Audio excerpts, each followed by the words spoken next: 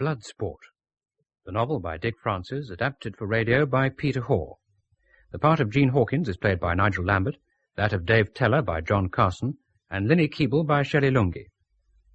Bloodsport. Mr. Hawkins?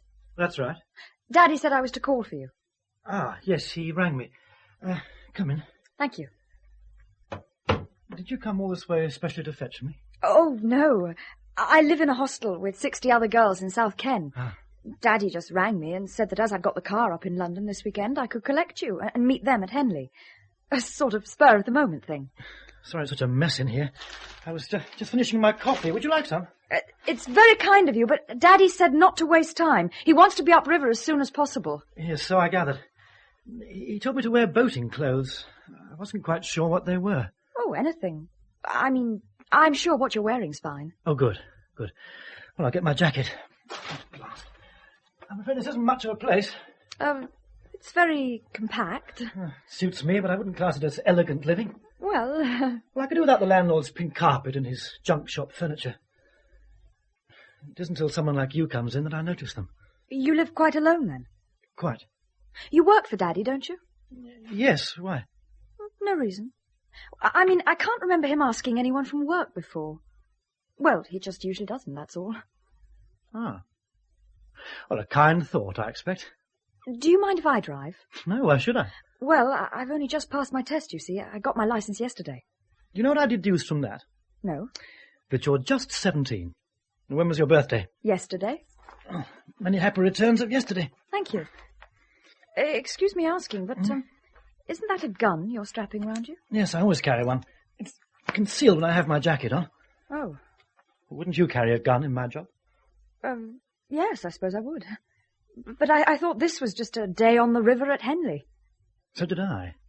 But as you say, it's a bit odd your father asking me, and, well, you never know. No, I suppose you don't. All right, then, let's go, shall we? Oh, this is a gorgeous place to moor for lunch, Mummy. Don't you think so, Mr. Hawkins? Yes, it's lovely. Now I thought we'd help ourselves. We don't want to stay in the cabin, so let's all grab a place and take it anywhere we like. Oh, great. That suits me fine. You're doing splendid work, Dave, up in the bows. Just your husband's fart hand, that's me. Yeah, I'm getting quite attached to my station up there on the cabin roof. Yeah, these locks, they take some negotiating. Sim says you're very handy with that forehead painter. Best man I've had on it for years. Van Rosie? Yeah, fine. Oh, we don't seem to have found you a job yet, Gene. It's all new to me. I'll settle in soon. Have some wine, anyway. Well... Oh, come on. You're on holiday. Thanks. Peter, come into the cabin and get some lunch. Peter's so taken up with his new camera, he won't think of eating. He's been taking photographs all the morning, even when we stopped for drinks at that pub. Oh, Peter, you should have changed out of your bathing trunks for lunch. Oh, don't worry him, Joan. Boys will be boys. Come on, Gene. Let's get up on deck.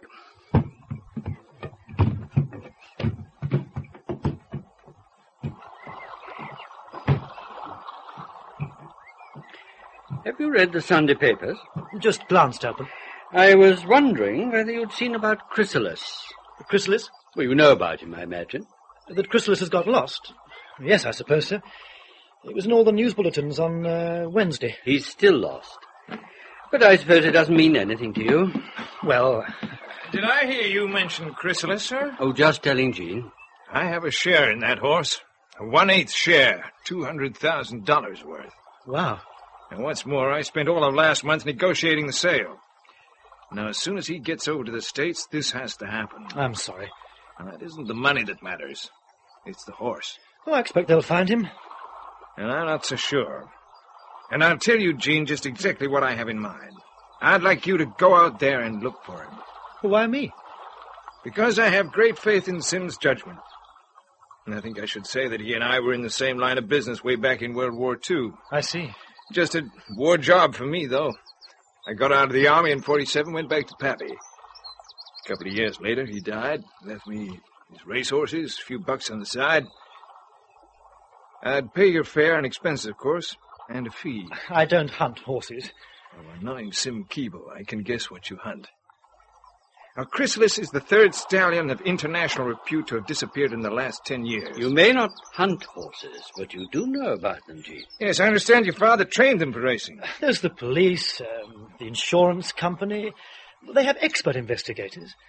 And I presume there's a reward. Oh, yeah. So why me?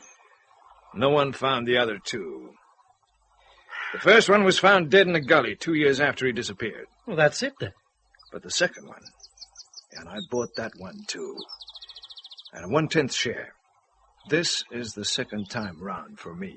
Were any of the circumstances the same? No, except that both horses got free. Alex was never found. That's why I want something special done about Chrysalis. I see. You've got nothing else to do, Gene. Why not take a holiday in the States? Well, at least come back with me and take a look, huh? No, it's not my sort of job, and, well, I'm tired. Okay, very well. Can't press you. But if you should change your mind... I know that unless I bring this strawberries up and cream out, you men will never bother to go into the cabin to get them.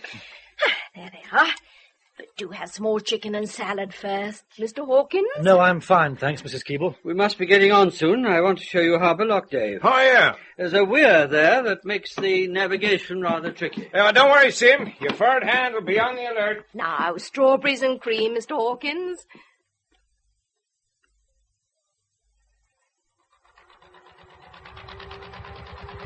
Isn't it gorgeous? Don't you think so, Mr. Hawkins? Yes. Yes, very nice. But I don't seem to be doing anything. That's the whole point of a day on the river. Just lazing in the sun. Yes, but, I don't know. I can't help feeling it's not my scene. Ah, another lock. There are scores of locks on the Thames. Lexlade is about as far up as you can go, except in a rowing boat, and that's about 300 feet above sea level. Quite a staircase. Yes, the Victorians who built them were brilliant engineers. The river divides here. It goes slowly into the left fork, round the bend to the lock, and fast on the right, straight to the weir. Ah, yes. Is that the bit your father was speaking about? That post in midstream with a danger notice on it? Yes. That's only for silly oafs who go too near the weir. Actually, those two look as though they're being rather stupid. Hey, Sam! You see that punt to starboard? Yes, the fools. They're getting too far out midstream. They seem to be heading for the danger notice. They'll be in trouble if they don't look out. Your father will back over to them, won't he? Yes. The girl at the front of the punt's got her arms around the post. Looks as though she's trying to tie up to it. And the fellow with the punt pole's taking it pretty calmly. Could you help us, sir? Pair of ignorant young nitwits. The punt could be swept right out into the weir. Thank God this boat's too big to go through it. But we could be pinned against the concrete supports. Sim, shall I throw the painter when we get near enough? I'll try and get the mooring rope first, Dave, but stand by and stay up forward. We'll tow you away. Pass us your mooring rope when we're near enough. That poor girl. Hold on. Do hold on. Just a little longer, that's all, and I can take the rope from you. Don't lean out too far, Linny. Don't like the look of that weir. Stand by, Linny, to take the rope from her. Now. Oh, damn, she's dropped it. Can't you get hold of the rope again?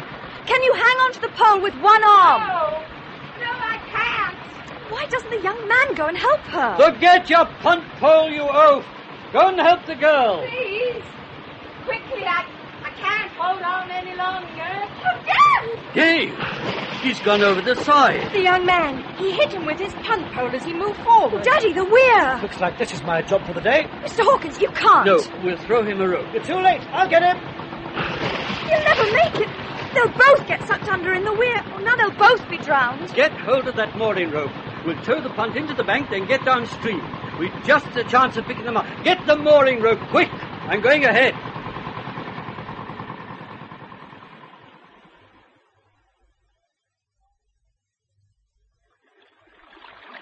A rope! Give me a rope! Right. Coming. And pull slowly! We will. How's the other man? Not breathing. We're ready for him here. He'll need you. I've tried. There's no dice. Come on. Let's get him onto the bank. Oh. He's had 10 breaths of mine. It didn't seem to do him any good. Don't worry. We'll get straight on with the breathing. I'll roll him over. Carefully, just so his tongue isn't choking him. Okay, we know. That's it. I'll soon get his breathing going. Thank God. He's hurt somewhere. Badly? I don't know. He crashed into the weir. We saw you go. So did the lockkeeper here. They must have gone under, through one of the gates. Those gates winds upwards, same as a sash window. We got 2 of them open a couple of feet at the bottom today. That's it. We went under. Oh, his leg. He's pointing to his leg. He's not bleeding. Could he have broken it? Well, the jar when we hit the weir could have been enough. Well, we can't do anything for him here. There's an ambulance on the way. What happened to the punt? We towed it ashore. Linny got hold of the rope. Those kids were terribly shocked. Oh, where are they? I don't know. I suppose they stayed back at the lock. The girl was nearly hysterical when you and Dave didn't come up. It's like a great flight of steps under there. The current would have rolled you right down those steps, I reckon. Oh, it's a miracle you ever came up. Why, I reckon there's people every year as falls in that river and never get seen again. Current takes them along the bottom all the way to the sea. Charming.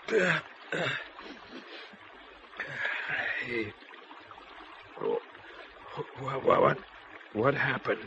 You got knocked off the boat and carried into the weir. Gene Hawkins dived in after you. He got you out. Don't remember a thing. The ambulance is on its way, and you're off to hospital. Lucky you were with us, Gene. Do you remember asking me to go to America and look for your horse? Yeah. You said no. I've changed my mind. I'll go.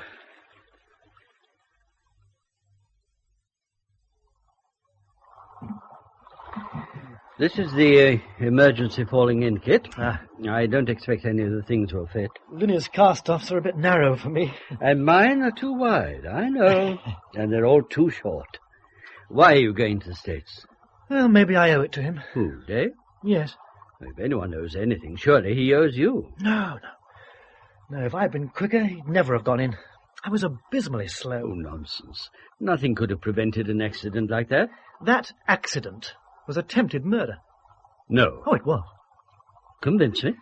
The boy and girl have disappeared. We don't know that. They may have come down the towpath and seen you were all right. They might have a dozen reasons for not wanting to stay. The boy stood on the stern of that punt for far too long. He should have been helping with the rope. I don't think he realized what a jam they were in, not like the girl did. The first time he moved, he hit Dave on the head. Yes, well, punt poles can be clumsy things. And he couldn't have counted on Dave standing in so vulnerable a spot. But he'd been standing there most of the way. Well, how could the boy and girl know that? And no one would deliberately put themselves in so much danger to bait a trap. Wouldn't they? Well, no one except you. And anyway, how did they know we were on the river at all and coming down through the harbour lock? How long did you expect them to wait there clinging to the post? How did they know which boat to hail? The best accidents always look as if there couldn't possibly be anything else. I'd like to take a closer look at that post. But why on God's earth should anyone want to kill Dave? It was a simple accident, Gene. It had to be. Did it? Gene? You'll agree I'm a sort of specialist in arranging accidents? But not usually fatal ones. No, thank God. Just a general stage managing of events. So the victim believes that what happens to him is just mischance. You sprung more hairs that way than... So I'm apt to spot a rig-up when I see one. On this occasion, I think you're wrong, that's all. Okay. And I'll spend my holiday in Putney. No, Gene. But whatever special powers your strange and little-known branch of the civil service may have, one thing it can't do is stop me taking my holiday where I like. You know what I mean. If you stay by yourself in that dreadful flat with no work to do, you'll kill yourself. Yes. Maybe the temporary touch of the blues I seem to be having would drive me as far as that. You seem to be having, Gene. You are, I know that. Ever since your break-up with that girl. That's my fault. I always knew that marriage would never break. And so we had to. But I hadn't realized you took such a serious view of my touch of the blues. I think I'm right to. Yes, maybe you are. So your surprise on the phone this morning wasn't surprise at finding me at home, but at finding me alive. That's about it. I suppose that's why you're so determined to send me on any old wild goose chase. Well, it's hardly that. 3 world-class stallions disappearing. Is that an accident you can believe in? Yes, it is. Especially when somebody tries to get rid of the man who bought 2 of them. Oh, I know you still don't believe in it. But you're happy that I should. Isn't that the score? Well, suits me. I'm going anyway. But first, I want to return to that post marked danger. We've got the empty punt tied up behind us. Don't go in the punt, Linny. I'm not going near it. I hate the thing. I'm not too keen on the whole setup.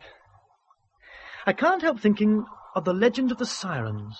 Ah, the sea nymphs who sat on a rock near a whirlpool and attracted passing sailors with their pretty faces. Yes, and lured them to their deaths. Come to think of it, that girl was an attractive little piece.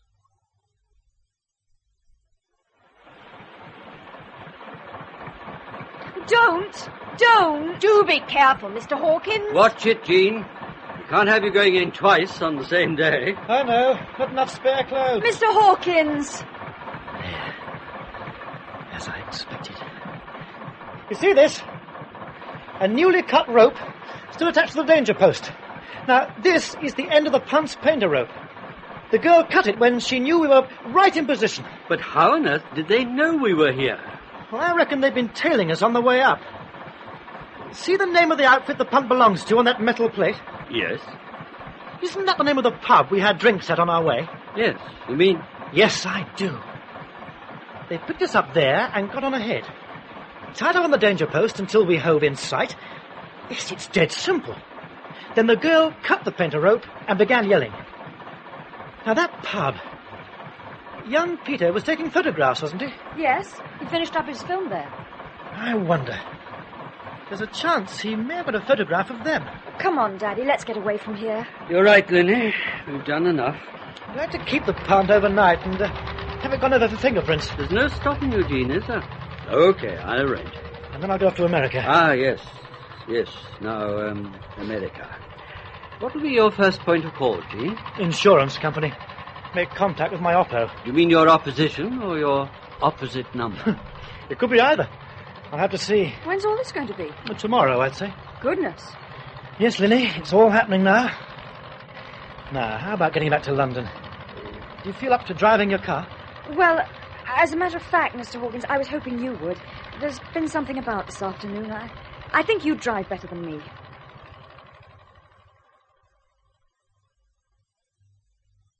Ah, thank you, Linny. You've cooked a very nice supper. I don't know how you did so out of my meagre larder. Soup and anchovies on scrambled eggs. It was ideal for me. I can't cook much else. No one is going to marry me for my cordon bleu. Oh, I wouldn't worry if I were you. Oh, I was hungry. Funny that. Well, it's a long time since lunch. A terribly long time. I'm so glad you're alive. I'm so glad Dave Teller is. Both of you. It was the worst thing in my whole life when you didn't surface.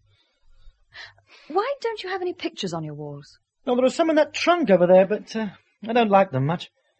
Well, not enough to bother with hanging them up. Hey, do you know it's after 10? I'd better take you back or your hostel will shut you out. Oh, yes, I think perhaps you'd better. Well, I didn't know if you'd think me very rude, dashing off as soon as we'd finished eating. No, your mother is quite right to tell you to be cautious. The little Red Riding Hood couldn't tell a wolf from her grandmother. And you never can rely on a woodcutter turning up in the nick of time. You do say extraordinary things. As if you could read my mind. I could. Hey, you better get that cardigan on. It'll be cold outside. Okay.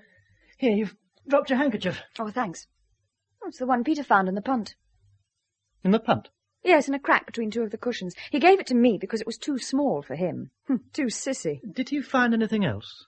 I don't think so. I mean, it isn't stealing or anything, is it, to keep her handkerchief?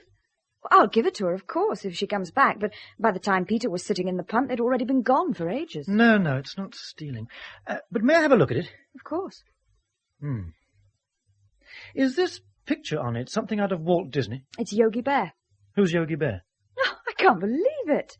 He's a character in a lot of cartoon films, like Atom Ant and the Flintstones. Oh, I've seen the Flintstones. Well, like them, then. The same people make Yogi Bear. Do you mind if I keep it for a day or two? Of course not, if you really want to, but surely it hasn't any value. You never know. It may have a great deal. And now I'm taking you back. Oh, I'm really all right now. You don't need to come. Oh, yes, I do. Your father said to look after you, and I'm seeing you safe to your door, so come on.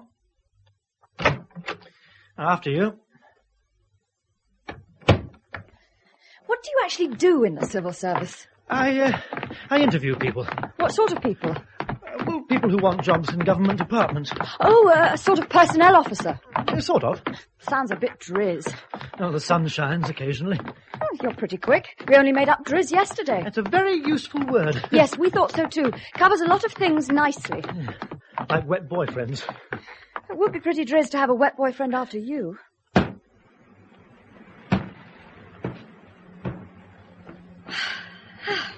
Could do with a drive. Drive if you like, but I'm seeing you back.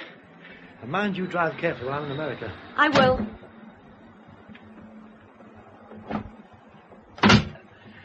I wish you blind traffic wardens and foam rubber bumpers. All right. And back you come. Left hard down.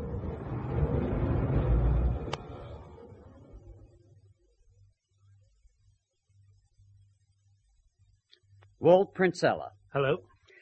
Well, Gene, you've come a long way. Dave Teller's idea. And how do you take to the buttress life setup? Oh, fine, Walt. High on customer appeal on the floor below. And not so high up here. Well, I expect it's here where the work is done. I guess so. And you're looking for horses. Do you do much of that? Practically none. How about you? If you mean was it I who didn't find the other, then no, it wasn't. Buttress Life had a pay-up for Alex years ago. $1,643,729. Give or take a nickel. Showman, the first one, was insured with another company. Accident or design? Well, now that you've come, design. Before I wasn't sure. Oh, no. I'm on holiday. I checked you out. Oh, yes. I wanted to know just what sort of limey busybody was being wished on me. You're a screener.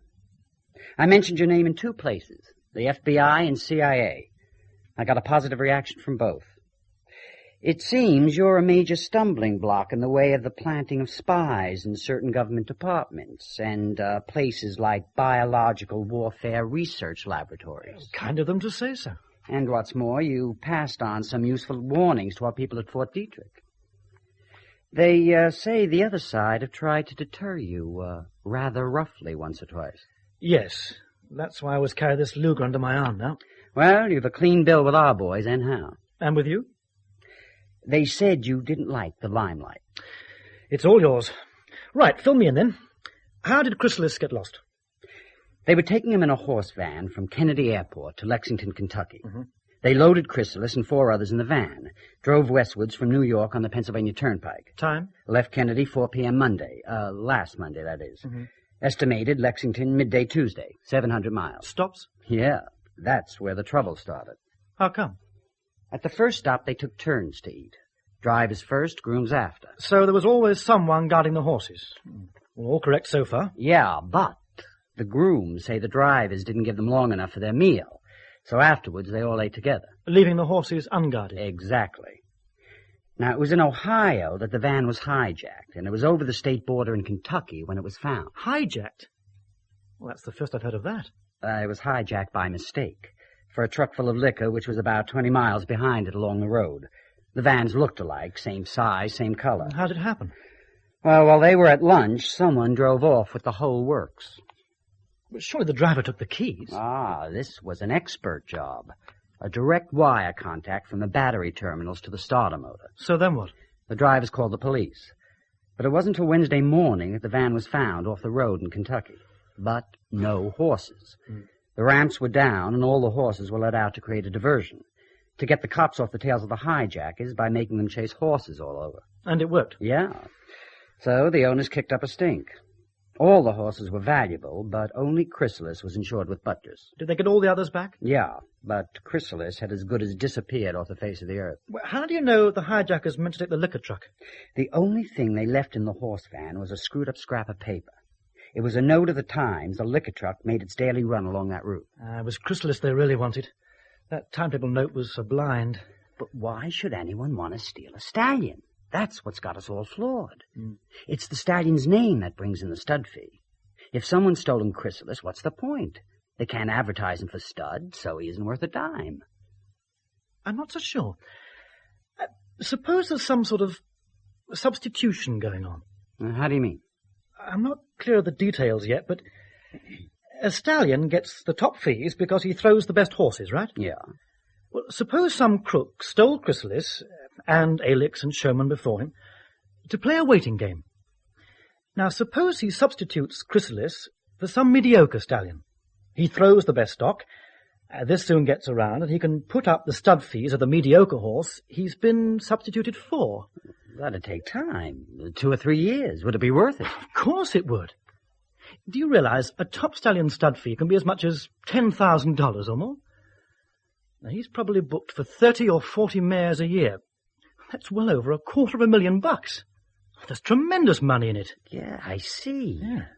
Chrysalis could be worth having after all, named or not named. And those others. Now, what happened to Alix? Well, I only know about that from the files. French horse delivered safely. But 4 days after he arrived, there was a fire in the stables one night. They let the horses out into a small corral. And found them gone in the morning? Yeah, there was a broken fence. But they were all recovered except Alix. The company had to face the fact he'd probably gotten to the foothills of the Appalachian Mountains and maybe broke his neck. In the end, they paid up. And what about Sherman? I don't know how he got loose. But they found him. Dead. Where? In the Appalachians. He came from that area, same as the others. But then Lexington has more stud farms than anywhere else in the States. You went down to Lexington last week? Flew there Wednesday when Mrs. Teller called us. Mrs. Dave Teller? Mm-hmm. Oh, she's English, like you. I'll go down there tomorrow. Will you come? Okay. Though I'd like you to see Mrs. Teller alone. Get your own impression, like. All right. And could you see the grooms and drivers again? Yeah, what do you want to know? I want to know all the cars and trucks they can remember seeing on the road all the way from Kennedy to the place they lost the horses. That's a tall order, isn't it? Well, on those turnpikes, you sometimes see the same cars over and over. The ones going your way, that is. You see them at rest stops and so on, right?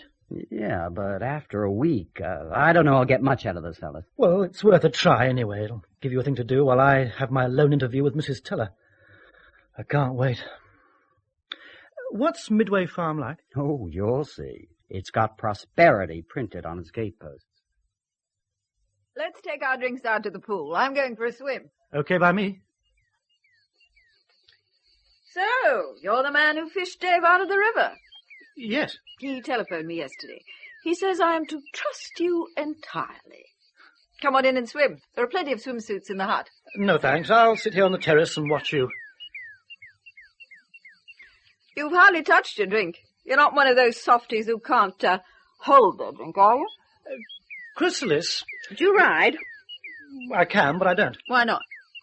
I haven't a horse, nor a kingdom to give for one.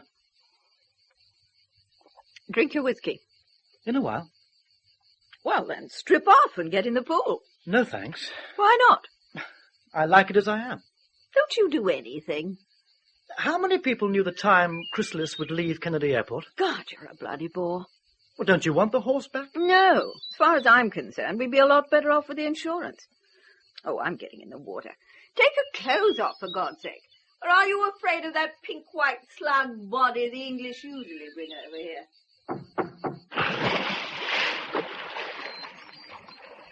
I better be going. Do what you damn well like.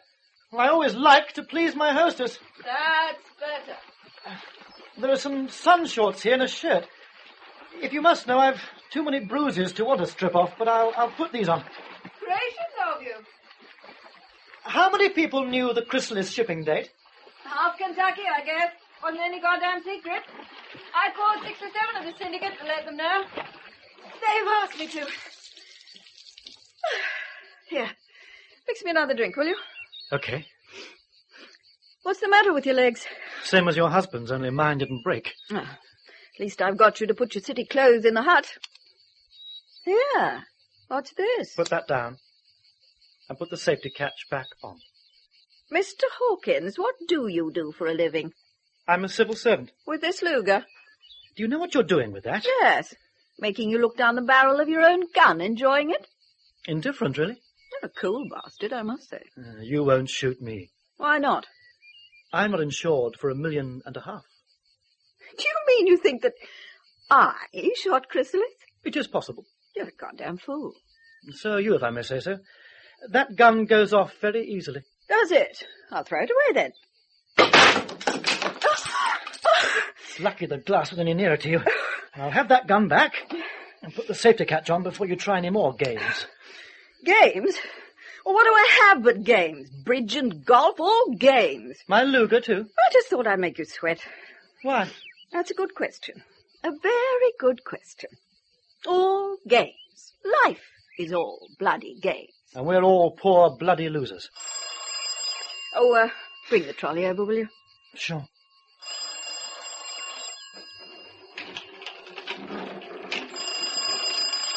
There you are. Thanks. Hello? Oh, Dave. I hadn't expected you to ring again so soon. How are you?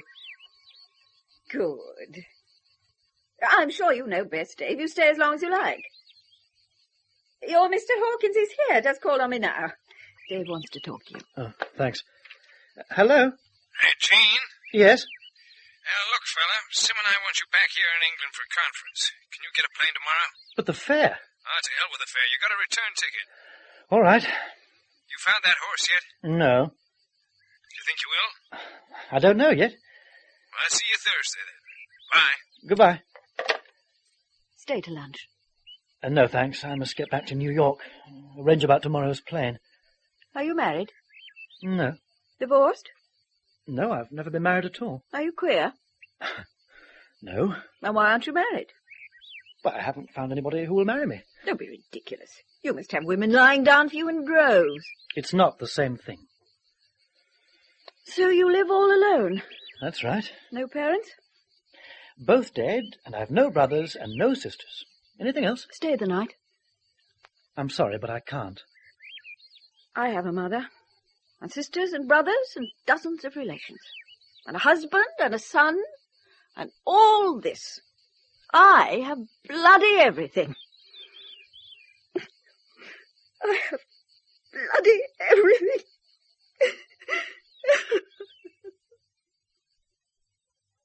Hey, Sim, look who's here.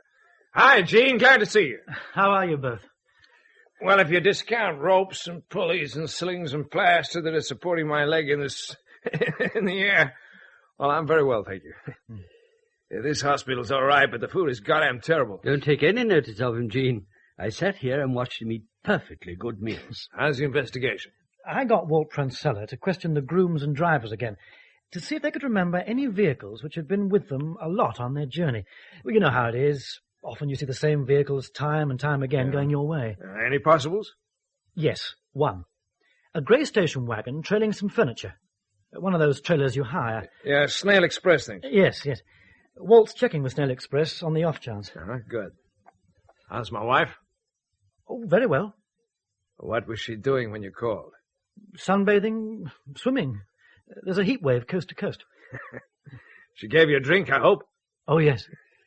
Hey, we're moving, you know. No. Well, Eunice, she loves the ocean. And in Kentucky, we're as far from it as can be. We're moving to California. Ah. I put in a bid for a place just before I came over this time, and it was accepted. We'll do very well out there, I've no doubt. Yeah. Sim says that you were convinced that I was pushed into the river on purpose. Now, have you changed your mind? No, I have not. We've come up with one or two things that make it almost certain that you're right. Yes. First thing was I went to Dave's hotel in London to collect some things for him. Mm-hmm. They'd had inquiries from a lady journalist for Dave, and they'd given her my address. The girl said she was from Stud and Stable, and it was urgent. Well, I checked with Stud and Stable, and they had no one trying to contact Dave. So it was easy to follow us the whole way up. Oh, easiest thing in the world. And the 5 feet that was missing from the punt's mooring rope had been used to tie it securely to that danger post while they waited for us. Yes, so I'll agree, Gene, that the accident was staged and that you were right and I was wrong, which, I seem to remember vaguely, has happened once or twice before. Have you had any results with the handkerchief? Only negative. None of the Yogi Bear concessionists in this country imported it. I'll take it back to the States and try there. After all, the boy and girl were almost certainly American. How do you reckon that, Gene? Well, the boy shouted, "Can you help us, sir?" And that sir comes a great deal more commonly from Americans than from the English. And besides, as the boatman said, he spoke like they do on the telly. Well, there are a lot of American and mid-Atlantic voices on the telly. They were American, I agree. You are guarding against them having another go. All precautions. And Dave will stay here till you've got it all wrapped up. So what's your next move, Gene? Find someone who can identify Chrysalis if we think we're on his track. English horses have no tattoo numbers like American. Yeah, gee, I never thought of that. But there's a stable lad, Sam Kitchens, who knew him well. Now, he'll be at Ascot this afternoon. I'm going down there to see him. How'd you find out about him? Oh, I spent some of the morning at the British Bloodstock Agency, traced Chrysalis's ownership back, and they made a few phone calls. When do you sleep, fella? I don't. He's mad. You get used to it. The first 8 years are the worst. And this is the guy you trust your daughter with? Well, we hadn't mentioned that. What? Well, we'd like you to take Linny back with you to the States. She's going to visit with Eunice for a while. Well, I'd be glad to. On a slow boat via New Zealand, if you like. Oh, she's too young for you. Yes, she is indeed. Where will I collect her? Linny will be at the Victoria Air Terminal at 8:30 tomorrow morning. All right? Fine. Can I have the handkerchief? Oh, yes, I've got it here. And I'll get Peter's photographs blown up tomorrow in New York. And then it'll simply be a matter of sifting through 200 million inhabitants. I still don't understand, Sim, how you can trust your daughter to a fella like this. I've never been to America before. How long before we land? About an hour. Will I like Mrs. Teller? Haven't you met her before? Once, when I was little, but I don't remember her. She isn't easy to forget. Exactly. That there's something odd about me going to stay with her. Well, of course, I said I'd love to. And who wouldn't go off on any trip to get away from school, let alone a super one like this? But I distinctly think that Daddy and Mr. Teller have an ulterior motive, and I want to know what it is. They want her to have company. Me? To prevent her drinking too much alone. Wow. You're not serious. They didn't say so. I'm only guessing. But I can't stop her drinking. But don't try. They think your being there will make her put the brakes on. Well, that's my guess anyway. She doesn't get drunk, and you'll like her all right. So long as your ears don't fall off. My mother wouldn't approve of her. Quite likely not. I expect that's why I've only met her once. Now, it'll be late morning by the time we've booked in at the Biltmore. I have to spend the day with Walt Pranceller at the insurance office. Then we go on to Lexington tomorrow. What are you going to do? Look at New York. Look at every building I've always heard about. That's the way. You'll find everything seems to speed up when you get to America.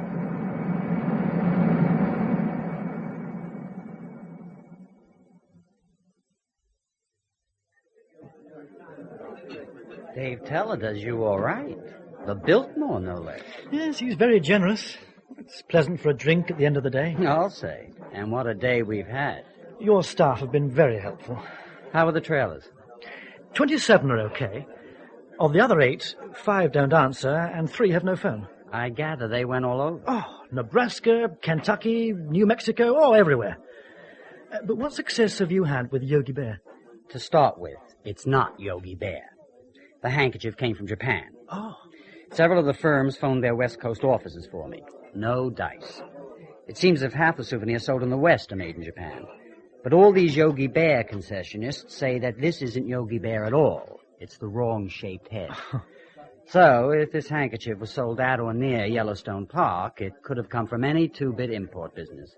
As it's not Yogi Bear, no one will have to pay commission to use the picture. And there isn't any way that I know of finding who brought it into the country and sold it to where.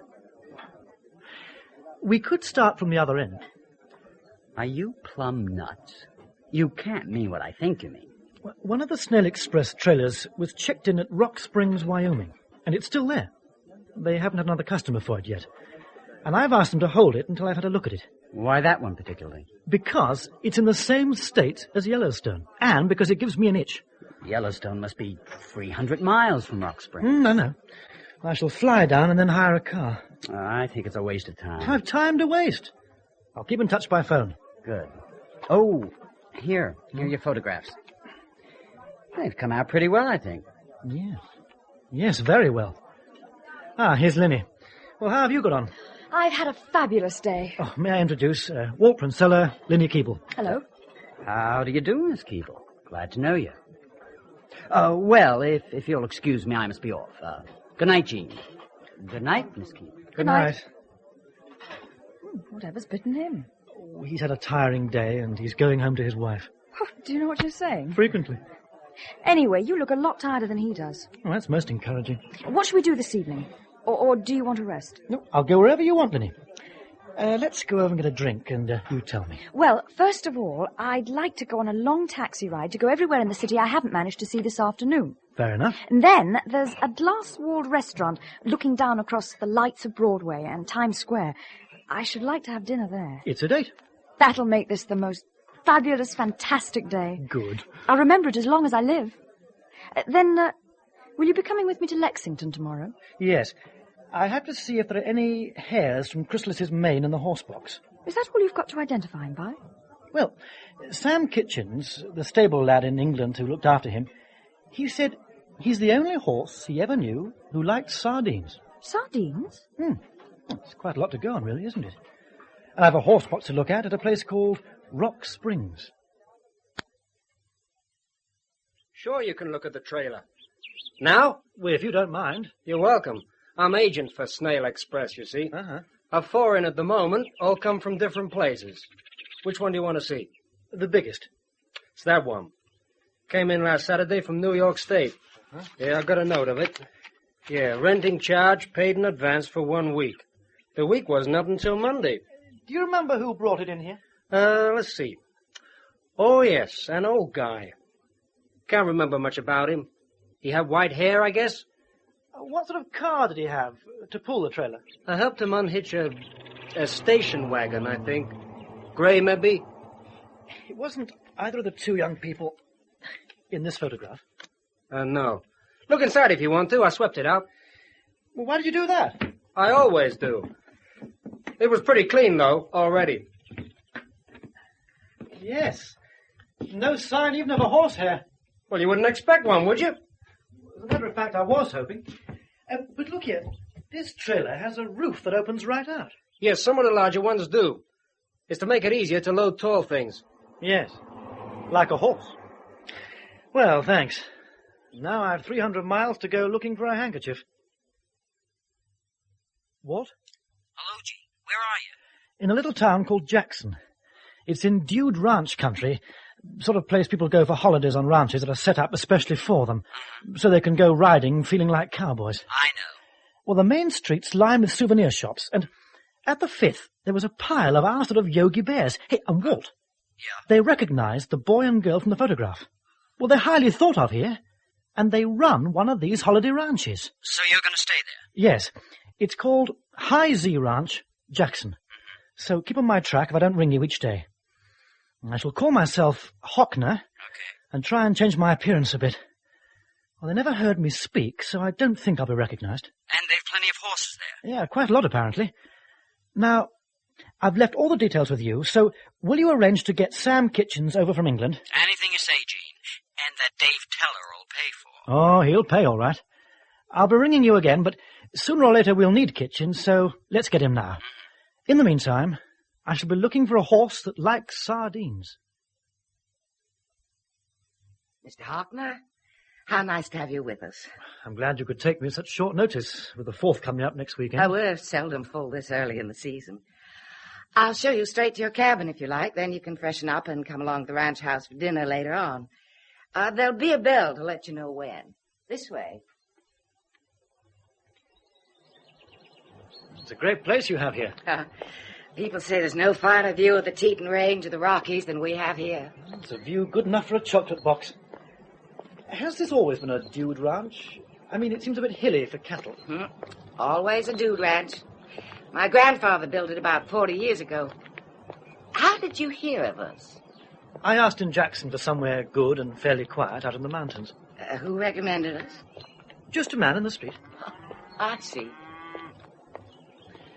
What do you do in the winter? We moved down south. Well, snow completely blocks this valley from November through March. Most years it's May before we come back. We usually open the ranch the 2nd week in June, but the canyons are often impassable then. What do you do with the horses? Oh, they go down on the plain on a friend's ranch.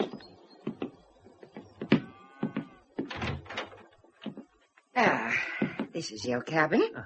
There's a bathroom through there. And you'll probably need to light the stove in the evenings. The snow's only melted here 2 or 3 weeks ago, and the nights are cold. Light the logs with 2 or 3 handfuls of that. What is it? A pep. Mixture of diesel oil and sawdust. There's an ice machine out back of the kitchen if you want to make drinks. Most guests bring their own liquor. We don't sell it. I expect you'll want to go riding tomorrow. We usually fix that up after dinner. Have you everything you need? Yes, everything, thanks. We'll see you at dinner then. I'll put you with the Wilkinsons. He's a very friendly man, staying here with his wife and 2 children. Nice to have you join our party, Mr. Hawkins. Well, I'm glad we had time for a stroll before dinner. Give you some idea of the setup. Yes. The wranglers will have the horses out here for us in the morning. You have to know that no one calls cowboys cowboys except in the movies. Cowhand is possible, but the right word is wrangler. Oh, I'll remember that. The wranglers herd the horses, and the horses are here for we dudes to ride. They turn the horses out in the hills every night and go up and herd them down in the morning. Mm-hmm. They only bring in the number they need. They just leave the rest out. So sometimes a horse could be out for a week at a time? I guess so. What are those horses in the paddock there? They seem pretty solidly railed in. Oh, some foals and 1 or 2 horses they keep for stud, I think. Mm-hmm. They breed most of the horses on this ranch. I see. Do they have many stallions? 3 or 4. That's a nice-looking bay. It's funny you should say that. One of the wranglers was talking to me about him the other day. He's a half-breed Matt bought in Laramie 2 or 3 weeks back. This wrangler didn't like him. Why not? Not enough bone for these hills. They turn the horses out on the hills over here because there isn't enough pasture in the valley to feed them. They go miles away most nights. Well, let's go into dinner. I expect you'll be riding with us first thing in the morning. Not till later in the day. I may have to go into Jackson early tomorrow, but I'll join you later. In the meantime, I'm looking forward to meeting your wife and children at dinner. And then I shall take a walk round the ranch if I can. I'd like to get the feel of it at night.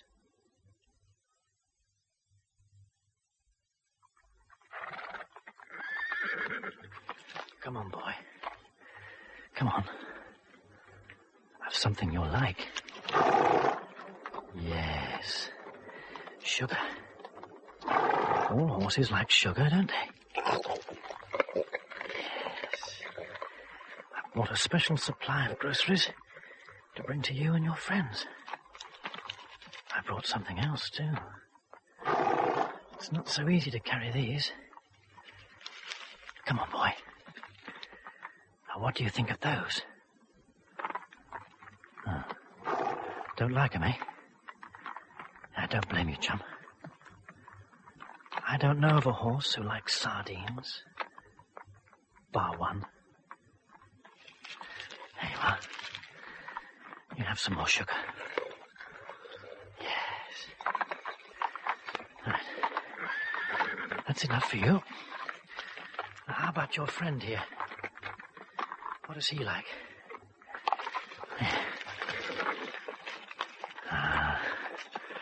There's no doubt about you. Another sugar horse. Now, what about this fellow standing back? You're the one I'm interested in. Here. Does this smell remind you of anything? My God, I believe it does. Yes, you're remembering, aren't you, chum? Smelling some faraway scent. Yes. There's the boy. There's the boy. There's the sardine horse. Go on. Go on, plenty more. You take the lot.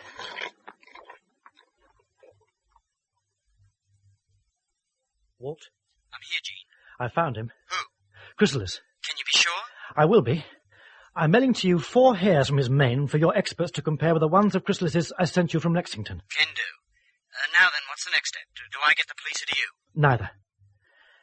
I want to set up an exchange. What? Well, when's Sam Kitchen's arriving? Well, today, I hope. There's going to be a lot for him to do. And 3 days of waiting here for me, playing and having a holiday on a dude ranch. But why are you so sure you spotted him? Well, I thought I recognized him. And last night, I went into his paddock. I swear it's Chrysalis. And he's certainly not the half-breed they all pretend. His head and his neck, well, you can see he's a thoroughbred. And he likes sardines. Now, look, Walt, what I plan to do is this. 3 nights from now... It's all right, old fellow. Don't be afraid now.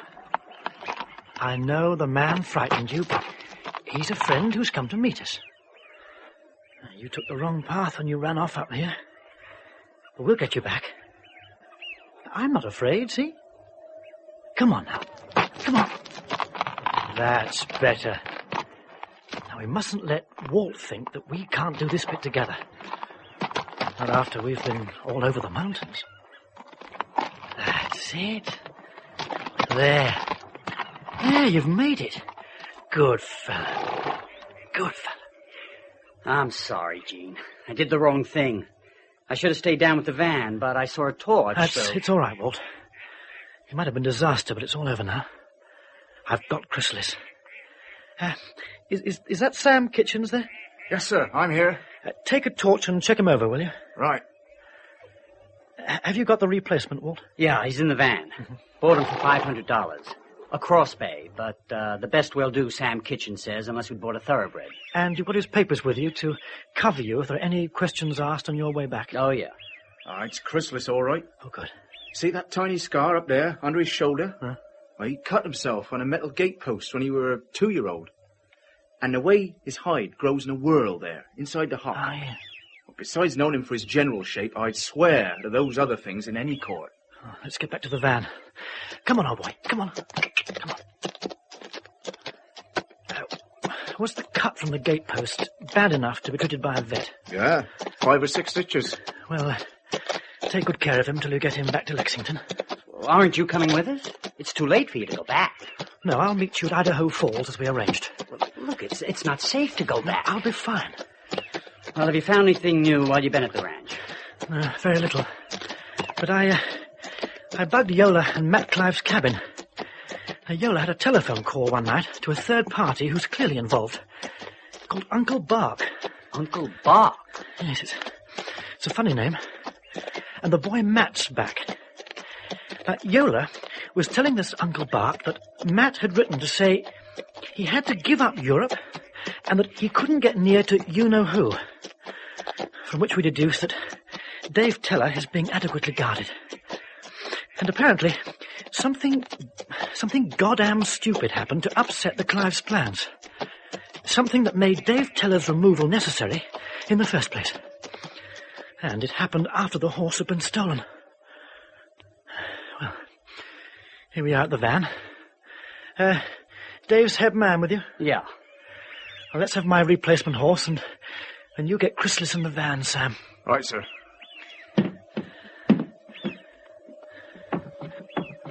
There's the fellow. You're coming for a ride with me, old chap.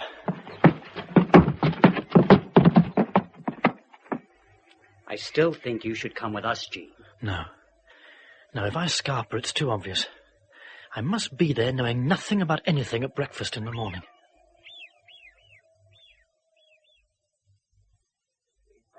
What a fuss.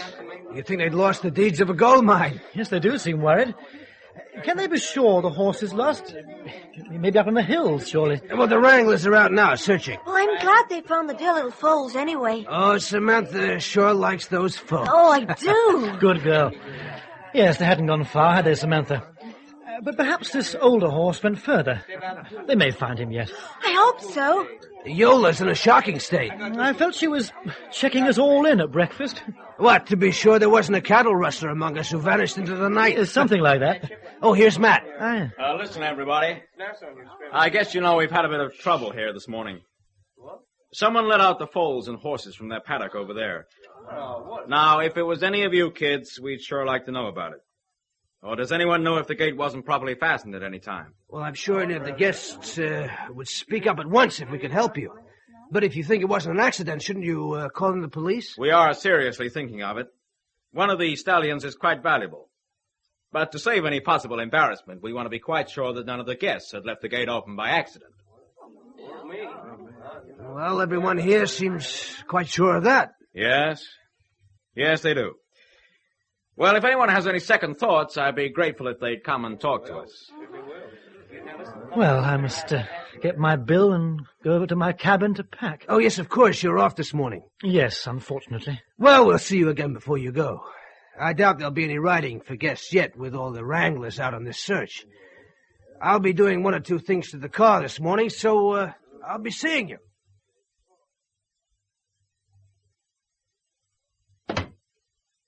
Stay where you are, Mr. Hoffner. What? I don't understand. I've just paid my bill and got my receipt, and... Why the gun? What do you think, Matt? It's the same man. Definitely. Where's our horse? I don't know. Why do you ask me? Because you know. Excuse me, I have my packing to finish. I've paid the bill and I'm leaving this morning. You're not going anywhere, friend. Why not? You get that horse back here and then you can go, not before. I can't get him back. I don't know where he is. On the other hand, several friends of mine do know where I am, and they'll be expecting me to be leaving here this morning. I'm unlikely to go around saying I stole a horse from the Clives. Now, if you do nothing, and I now drive safely away, you may hear no more of it. That's the best I can offer. But you will not, whatever you do, recover that horse. You don't know what I'm going to do, Mr. Interfering Englishman. Oh! That'll only put him out. How long for? Long enough. We'll leave him by the stove and light the whole tub with his pep. Sawdust and diesel oil. It'll suffocate him before he burns. We'll make it look as if he'd fallen and hit his head on the stove. Well, come on, Yola. Help me pull him over. We'll settle this guy so he doesn't come up this time.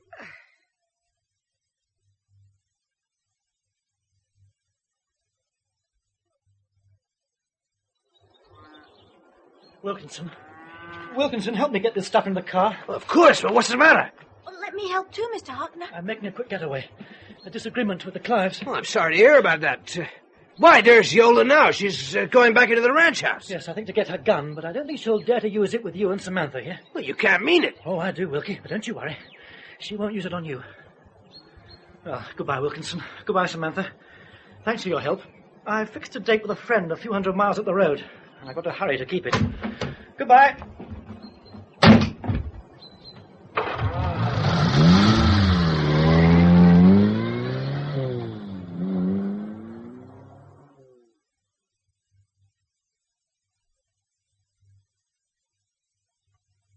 Who put you through what meat grinder?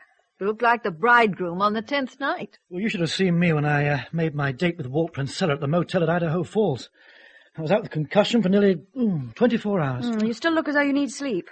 Yeah, I do, Linny. I don't know if Mrs. Teller could give me a bed or... Well, there's a motel. Stay here. Of course you're staying here. Oh, thanks, then. Oh, shall I take it? Of course. It may be my call to England. Mr. Teller? Hi, Gene. Hey, listen, I heard on Newsflash not half an hour ago. Chrysalis just plain turned up. He sure did. And he's well? Top-class form. Where'd he been? Oh, it's a long story, and wires have ears, but the expenses stand right now at somewhere near $6,300. Is that enough for you, or do you want me to go on for some answers? To what questions, fella? To why Chrysalis was hijacked, and why you fell in the river. Oh, and another thing. Do you want Alex back? Now, for God's sake, do you know where he is? No, but maybe I could find him. Now, listen, fella, apart from curiosity, is there any good reason for finding these answers? Forestalling repetition? No more stolen stallions and no more attacks on me. That's right. Well, I'll buy the answers, then, if you can get them. As for Alex, if you think there's any chance of finding him alive and vigorous, then I guess I'm morally obliged to give you the go-ahead. Mm-hmm. Even though it would mean repaying the insurance money. Yeah. He'll be 12 now, and that would give him only about 6 or 8 more years of high potency. Mm. But his get from before his disappearance are winning all over Europe. Now, blood-wise, it would be criminal not to get him back. All right, I'll see what I can do. What you spent on finding Chrysalis is less than his fee for covering a single mare. You've a free hand again for Alex. Right.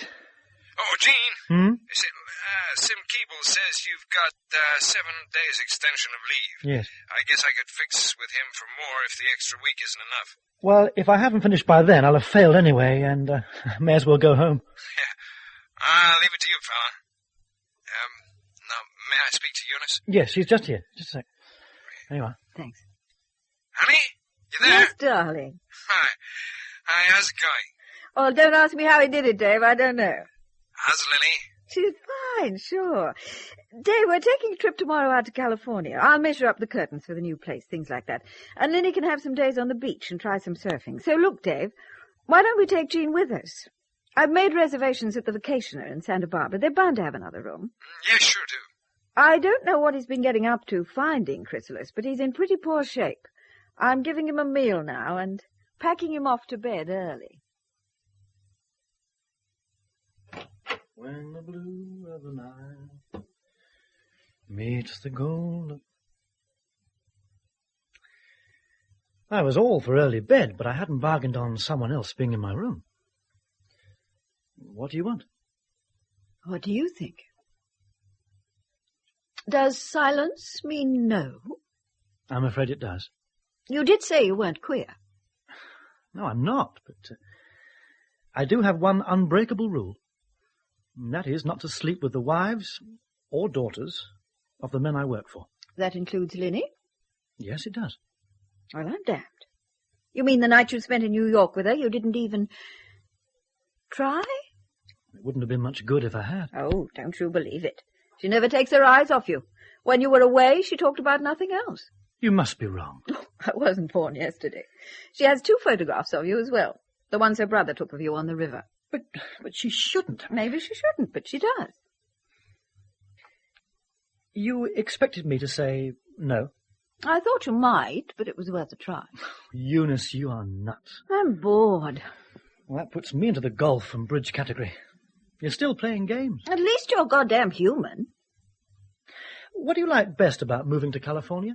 Your mind's like a bloody grasshopper. What's that got to do with sex? Well, you tell me and I'll tell you. Oh, for God's sake. Fixing up the rooms, I guess. You did all these? So what? Oh, so why don't you start in business doing it for other people? I'm no bloody genius. But you have an eye for colour. No more than that, for mood. This is the most comforting house I have ever been in. Comforting? Yeah. Laugh, clown, laugh, that sort of thing. You can fill other people, even though you feel empty yourself. How do you know? Well, I know. And I suppose what it has to do with sex is that interior decorating would be a suitable sublimation for a middle-aged woman whose physical attraction is fading faster than her appetite. No. No, the opposite. Hmm? Playing games is easier than working. Oh, spell it out. You're talking goddamn riddles. Sex, casual sex, can be a way of avoiding any real effort. A lover may be a sublimation for a deeper need. People who can't face the demands of one may be apt for passing their time with the other. I don't understand a bloody word. Well, thousands of people never try anything serious because they're afraid of failing. And what if they do bloody fail? What then? Well, I haven't got that one licked myself yet. Oh, God. The blind leading the blind. Just like the whole bloody human race. Yeah. We all stumble along in the dark, and that is a fact. I don't know if you'll believe it, but I've been utterly faithful to Dave. Except for this. I'm sure of it. I'm sco. I guess I'm tight. Better than loose? Oh, for God's sake, spare me the puns. I suppose if you're looking for that bloody horse Elix, there's no chance of you coming to California. I wish there were. Goddamn liar. Good night. I understand, Mr. Harris, that you run the most extensive record section of all the stud magazines. I like to think so, and word has gone round that you assisted in Chrysalis's return. You could say that.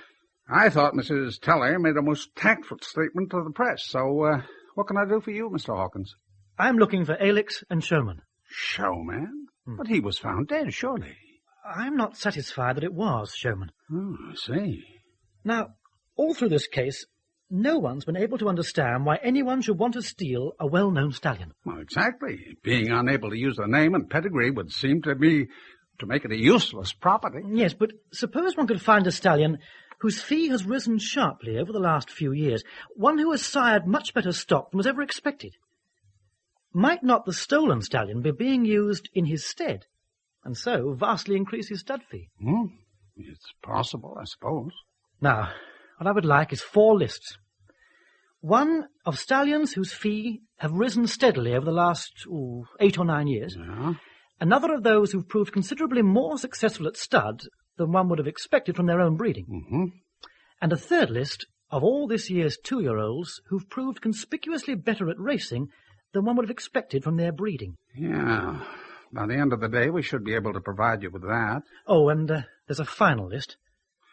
I want a list of all horse breeders who might be known as buck. Oh, unusual. Numbered of Barclays, of course. The Barkay Ranch. Oh, yeah, we can sort that out. Could you call back at 5 o'clock, and I'll hope to have something ready?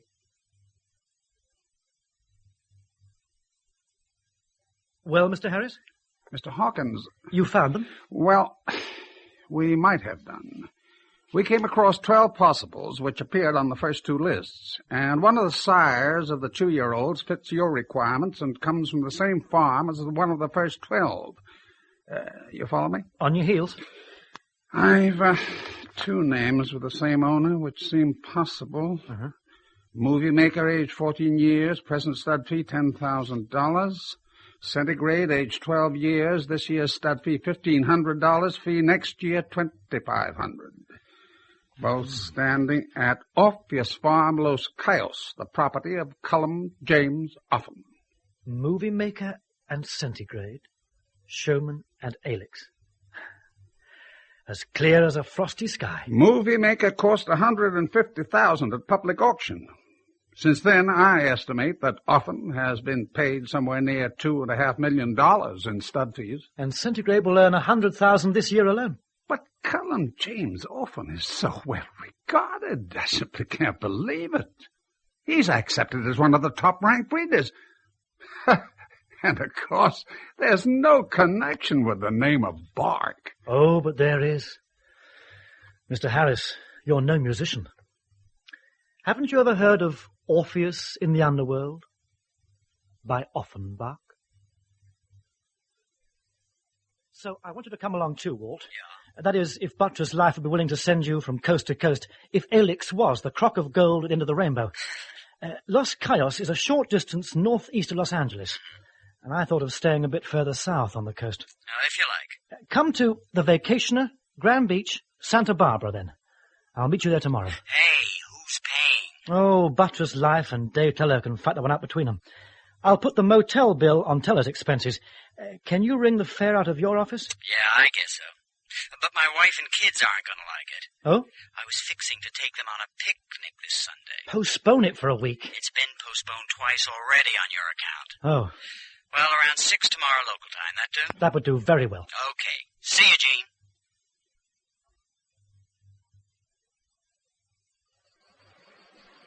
Gene. You two look marvelous.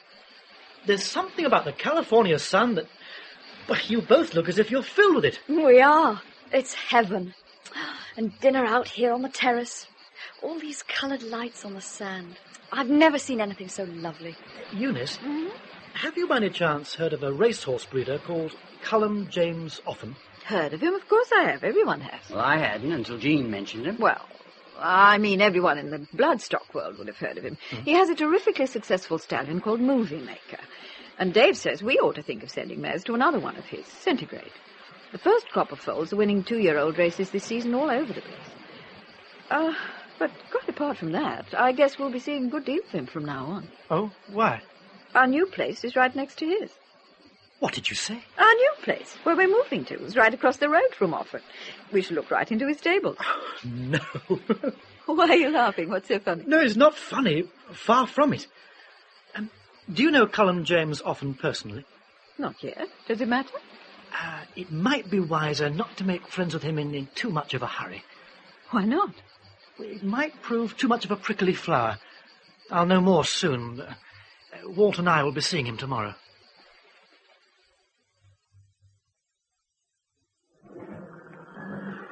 Well, have you seen all you want, gentlemen? Yes, thank you, Mr. Offen. It's just these new fire regulations. I have to make a report and give a description of precautions in each stable. Yeah, I understand. And you've made a thorough check on Movie Maker and Centigrade and their accommodation? Yes, 2 very fine stallions you have there, Mr. Offen. Well, they're certainly in great demand.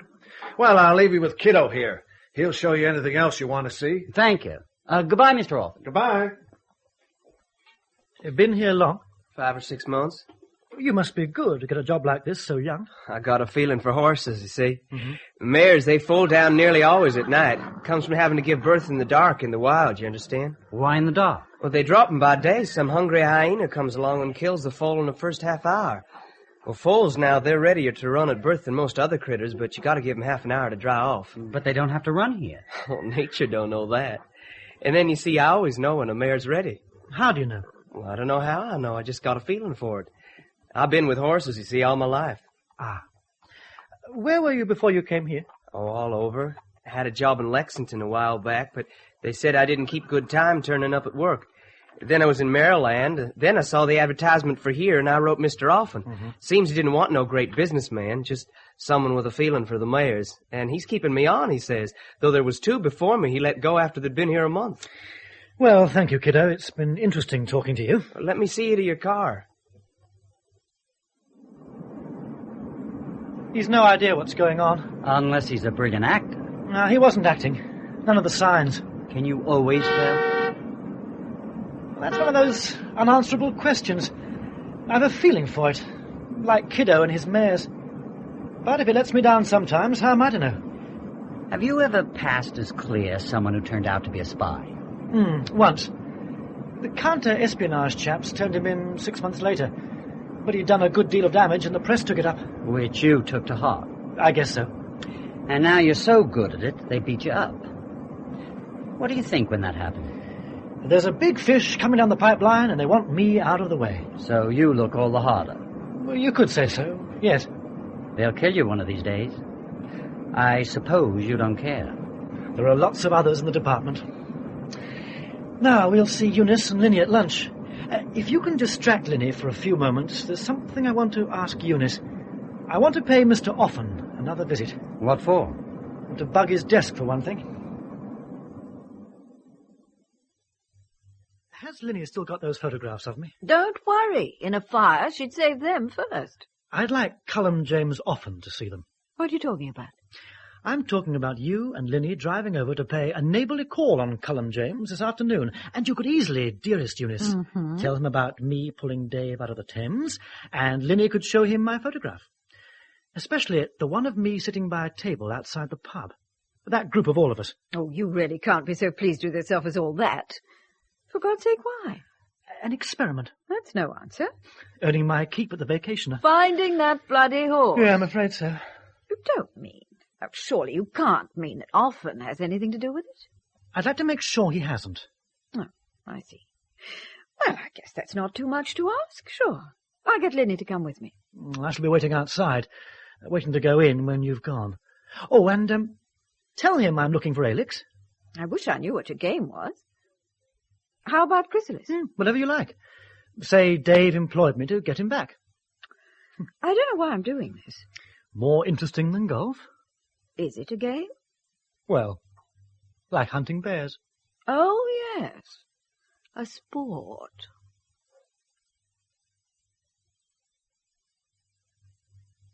Why the mass depression? You're late. Look, I told you not to wait dinner for me. We were considering a search party. You have been comparing notes. I think it's terrible of you. Wicked. To have made me go there and deliberately put you in such frightful danger. Linny, stop it. I was in no danger. Well, here I am, aren't I? But Walt said... Well, Walt needs his brain seeing to. You didn't tell me you'd arranged for Orphan to know you were the man who took Chrysalis. And you didn't tell me that the couple in the background Linny showed Cullum Offen had tried to kill you, too. Well, you'd never have let Linny show it to him? No. Just as well I didn't. And you deliberately misled me by saying you wanted to clear off, and that wasn't true. No. But I did want you to behave naturally with him. Anyway, why all the fuss? We almost thought, as you were gone so long, that they... They didn't. But will you please explain why? Why did you want me to give you away like that? Several reasons. One was to make Dave safer. I don't see how. By letting Offen know, and through him the Clives, that we could prove the Clives were in England and beside the Thames on the day of Dave's accident. Well, murder by accident is only a good idea as long as there's no apparent connection with the victim. Now, we've shown them that we know their motive and their connection. And they must know now that if Dave were killed, they'd be the first suspects. So it's less likely they'll try again. Crikey. Go on. Well, when Walt and I went to Orpheus Farm this morning, Offen wasn't worried. He's just had one horse taken from him, but he wasn't worried about losing 2 more. He hasn't got them. I was sure Callum wouldn't steal horses. I mean, he's respected. To be respected is the best cover in the world for fraud. But I thought it'd be helpful if he knew for certain that I was the man he had to thank for losing Chrysalis, and that I was interested in Movie Maker and Centigrade. But still, when I went back this afternoon, he still wasn't frightened. He thought the whole thing a hell of a joke, pretending to be taken in by my questions about insurance. So it's clear that the two horses standing in his barn are, in fact, Movie Maker and Centigrade. I think it only proves that you're barking up the wrong tree. He isn't worried simply because he isn't guilty of anything. You liked him? Yes, he was bloody sweet. Yes, I thought so too. And he was nice about you. Can neither of you understand that a pleasant, social manner can coexist with fraud and murder? Oh, here, I've kept you waiting long enough. Come on, let's have dinner. Shall we go and freshen up, Linny? Yes, let's. Well, what else? I put a bug on the underside of his desk. I was late back because I was listening. He called Yola and told her about my visit. I left the recording set hidden in a hedge and then came back here. And you really mean that those two horses are Movie Maker and Centigrade? Oh, sure. Those horses will have been tattooed inside their mouths with an identity number when they first began to race. It'll be very easy to establish that they are the right two. You don't think Mrs. Teller's right, that he never had Showman and Alex at all? I'll play you his call to Yola sometime. He had the foresight to whisk those horses away from Orpheus Farm when we got Chrysalis. He was more or less waiting for something like our visit this morning. No flies on Cullum James, I'm afraid. How do we find them? Oh, yeah, I rang the Buttress Life office about the Clives' winter quarters. Their agent in Jackson came back with the information within 20 minutes. They're well known and liked in the town, of course. Oh, of course. The Clives have a house in Pittsfield Boulevard, Las Vegas. Facilities for horses? No, that's up in the Arizona mountains. Not all that way away, I'd see. And that's where Showman and Alex will have been taken to. Now, Yola's tied up at the guest house with 30 guests, and Matt's not there. Where is he, then? Looking after Showman and Alex. And what better place than their deserted winter quarters? What now, then? Well, I shall get Dave Teller's chief man, Sam Hengelman, over with a horse box. Fix a decoy to get Matt Clive out of the way and carry on as before. But how will you get him out of the way? With your help. But I shall have to think. If it goes as smoothly as the Chrysalis trip, we shan't have anything to complain of. The place is empty, you say? Except for Matt Clive. I watched it all yesterday. It's a one-eyed little dump and nobody else there at all. But Showman and Alex are. I got into the barn and found two horses with Movie Makers and Centigrade's numbers tattooed inside their mouths. They're being used as the duplicates for those horses, all right. The things people get up to. I've worked for Mr. Teller for 10 years now. Everything always perfectly straight. Long may it remain so, Sam. Perhaps I'm telling you too much, anyway. Well, I want to know what's happening. How have you got Matt Clive out of the way? I staged a little mock burglary in his house in Las Vegas. Waltz persuaded him to go in to meet him about the insurance. I checked out that he'd left before I met up with you. It should be clear, then. How long driving from Las Vegas? 2 hours. Uh-huh. Well, that gives us till just before 11 to get clear. Oh, longer than that. Now, Walt will see that their business takes an hour. And my information is that Matt likes a gamble. He's been stuck out of that god-awful little farm for over a week. And I would think he'll stay on at Las Vegas and make a night of it. Oh, hell. What's the matter? That gauge. The temperature gauge. Hey, it's on red. I know. Something's wrong. I'll say it is. But what? I'll tell you in a minute.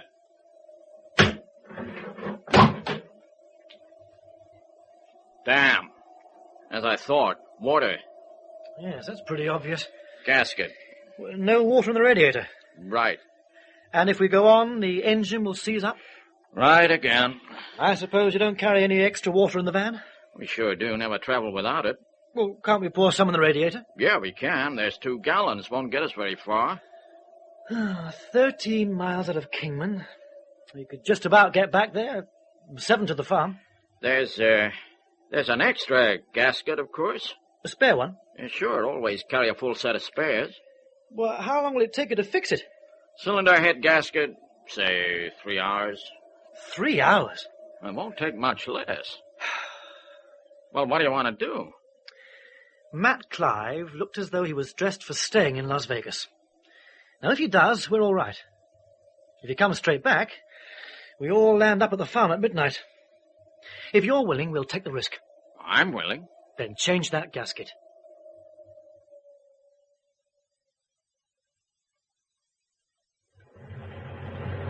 Well, we've made it. Not a sign of a light anywhere in the farm. Stop here, will you, and leave the headlights on? Not much of a place, is it? No. If you'll unclip the ramp, I'll fetch the horses. One at a time, I think. Okay. I'll go across to the barn. No need to waste time. Hey, Gene! Look out! There's a car heading straight for you! Gene, get out of the way! What the hell are you doing? Get you out of the way!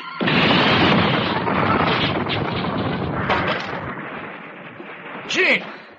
He was going straight for you. Walt saved me. Where did he come from? He was in the car that came up behind me. But he was knocked down. Where's a torch? Walt! Gene. Yes? Came to help you. Yes. Thanks, Walt. This is it. This is really it. Walt. I wanted... Is there any heartbeat? No. No, there's no pulse. Nothing at all. It should be me lying here, not Walt. Oh, why wasn't it me? It wouldn't have mattered to me.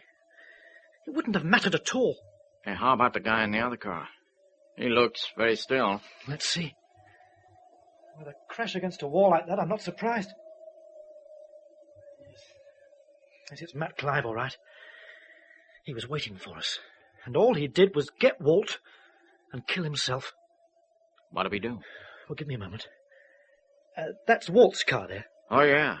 Yeah, he drove up with the devil on his tail and jumped out and ran down after you. The young guy must have been there all the time waiting for us. He came roaring out and drove straight at you. I couldn't have stopped him. Walt was halfway down the yard. Yes. Matt had been here all the time, not in Las Vegas, not on the road, but lying in ambush, waiting in his car. Well, what the heck do we do now? We're taking the horses.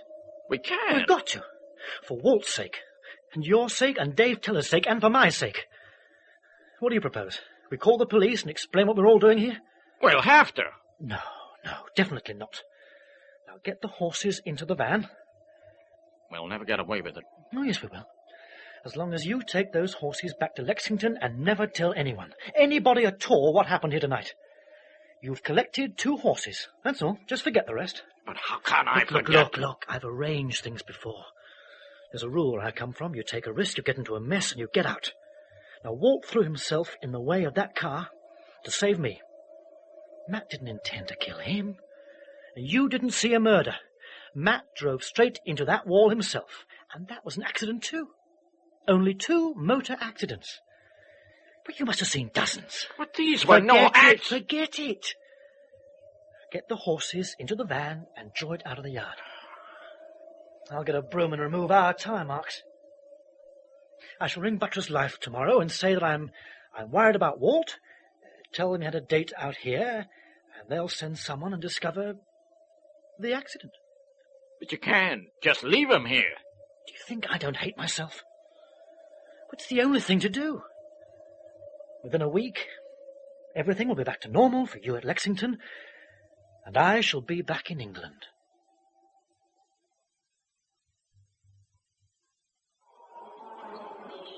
Hello, Gene. Linny, my darling. How are you? Splendid, Daddy. Gorgeous trip. The heat and the surfing in California. Oh, you've no idea. And you got on well with Eunice? Fabulously. She's absolutely sweet. And what's Gene been doing? Well, he has been on the beach with us some of the time. Did you find the horses, Gene? Yes. All 3? With help. I told Dave I'd drop you off at the hospital when we leave the airport. He's still strung up, but he hopes to be out next week. I have a lot to tell him, and there's a lot he'll have to decide. You don't look well. Oh, I'll live. I don't want to say goodbye. I want to see you again. Well, you will. I mean often. What do you say to that, Gene? She's too young. I'll get older. Will 21 do? Well, will it? Yeah, of course. But I'll tell you one thing. You need never ring me up again to be sure that I haven't killed myself. I've a reason to survive now. What? Linnet? Partly. And partly a man named Walt Pransella.